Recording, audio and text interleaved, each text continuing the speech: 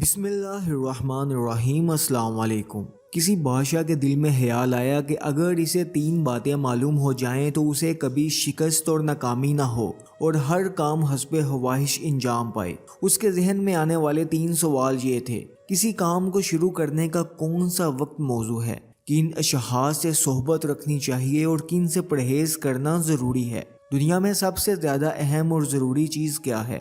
بادشاہ نے منادی کروا دی کہ جو بھی ان سوالوں کے اطمینان بخش جواب دے پایا اسے انعام و اکرام سے نوازا جائے گا۔ بہت سے لوگوں نے کوشش کی مگر کوئی بھی بادشاہ کو مطمئن نہ کر سکا۔ پہلے سوال کا جواب کچھ لوگوں کے پاس یہ تھا کہ کسی بھی کام کا صحیح وقت اپنے معمولات اور نظام الاوقات کو ترتیب دینے اور اس پر سختی سے عمل کرنے سے ہی معلوم ہوگا۔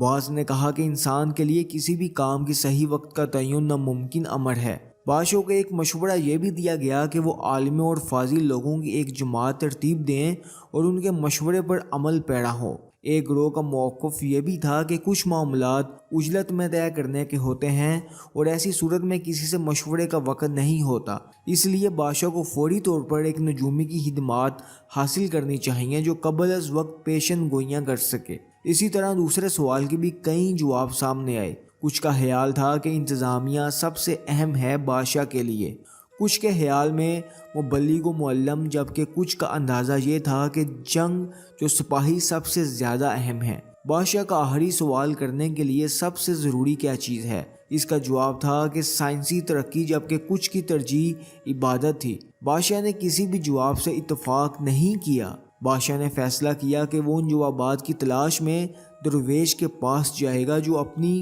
فہم و فراست کے لیے مشہور تھا۔ درویش کا بسیرا جنگل میں تھا اور سادہ لوح لوگوں تک محدود تھا۔ بادشاہ نے عام لوگوں جیسا حلیہ بنایا اور اپنے محافظوں کو ایک محسوس مقام پر چھوڑ کر اکیلا درویش کے ٹھکانے کی طرف روانہ ہو گیا۔ بادشاہ نے دور سے دیکھا تو درویش اپنے باغ کی مٹی نرم کر رہا تھا۔ بادشاہ نے جب پہنچا تو درویش خوش دلی سے اس سے ملا اور دوبارہ اپنے کام میں مشغول ہو گیا۔ وہ کمزور اور ضعیف تھا۔ جب وہ اپنا بیلچہ زمین پر مارتا تو تھوڑی مٹی اکھڑتی اور وہ زور سے ہانپنے لگتا۔ بادشاہ نے درویش کو مخاطب کرتے ہوئے کہا کہ میں آپ سے اپنے 3 سوالوں کے جواب معلوم کرنے آیا ہوں۔ بادشاہ نے اپنے تینوں سوال درویش کے سامنے دہرائے۔ درویش نے بغور سننے کے بعد کوئی جواب نہ دیا اور دوبارہ مٹی نرم کرنے میں لگ گیا۔ بادشاہ نے درویش سے بیلچہ لیتے ہوئے کہا کہ لائیں، میں آپ کی مدد کر دیتا ہوں، آپ خود کو نڈال کر رہے ہیں۔ 2 کیاریاں تیار کرنے کے بعد بادشاہ نے کام سے ہاتھ کھینچتے ہوئے اپنے سوالات دہرائے۔ درویش زمین سے اٹھتے ہوئے کہا کہ اب تم آرام کرو، میں باقی کام کر لیتا ہوں۔ بادشاہ نے بیلچہ نہیں دیا اور بدستور کام میں لگا رہا۔ 1 گھنٹہ گزرا اور پھر ایک اور۔ سورج درختوں کے پیچھے ڈوبنے لگا۔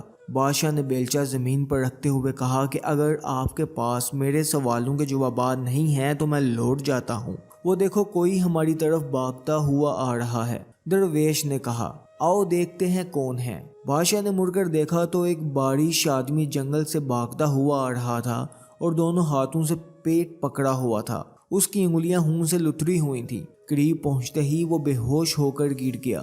وہ بالکل ساکت تھا اور کراہنے کی مدھم سی آواز آ رہی تھی۔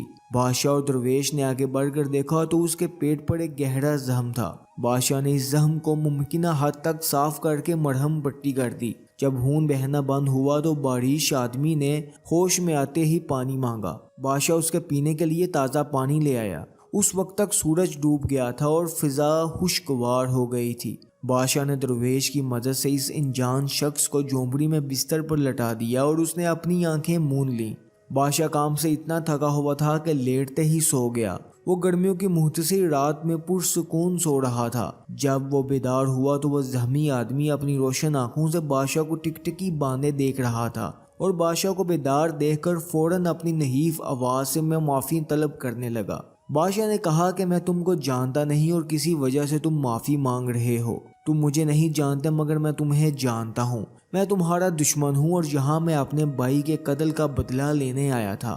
میں جانتا تھا کہ تم یہاں اکیلے ہوگے اور میں واپسی پر تمہیں قتل کر دوں گا۔ جب پورا دن گزرنے پر بھی تم واپس نہیں آئے تو میں تلاش میں نکلا اور تمہارے محافظوں کے نرگے میں پھنس گیا اور زخمی حالت میں وہاں سے بھاگا۔ تم نے کوشش کی اور میں مرنے سے بچ گیا۔ میں نے تمہارے قتل کا منصوبہ بنایا اور تم نے میری زندگی بچائی۔ جب تک زندہ رہوں گا تمہارا شکر گزار اور خدمت گزار رہوں گا، مجھے معاف کر دو۔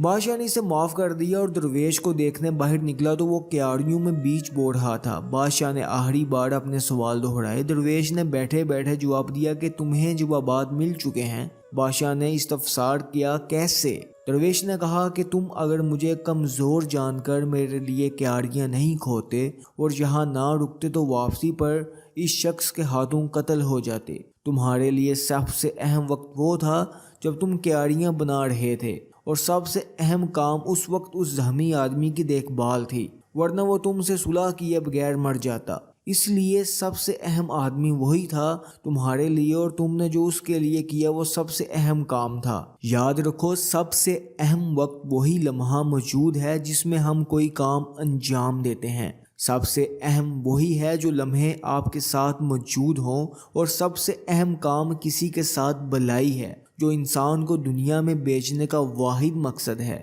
ناظرین گرامی، امید کرتا ہوں کہ آپ کو اس سے ایک بہت اہم سبق ملا ہوگا۔ ہمارے چینل کو لازمی سبسکرائب کر دیجئے اسی طرح کی اہم اور خاص کہانیاں سننے کے لیے۔ اللہ نگہبان۔